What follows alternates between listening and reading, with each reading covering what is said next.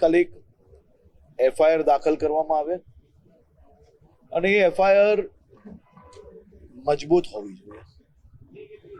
કોઈ બી પ્રકારની છટકબારી ક્યારેય આ લોકોને ના મળે એ પ્રકારની હોવી ખૂબ જરૂરી છે.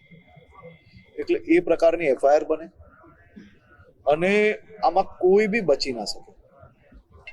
કારણ કે આ બાળકો જેના માતા પિતાએ ગુમાવ્યા છે તેમની માત્ર ને માત્ર એક જ માંગ અને એક જ પ્રાર્થના હોઈ શકે કે આ બાળકોને, ગુનેગારોને કડકમાં કડક સજા થાય અને એ સજા થાય તે માટે વડોદરા પોલીસ દ્વારા આઈપીસી કલમ 304, 308, 114 મુજબ એફઆઈઆર દાખલ કરી લેવામાં આવી છે. 2 આરોપીઓને પકડ્યા છે.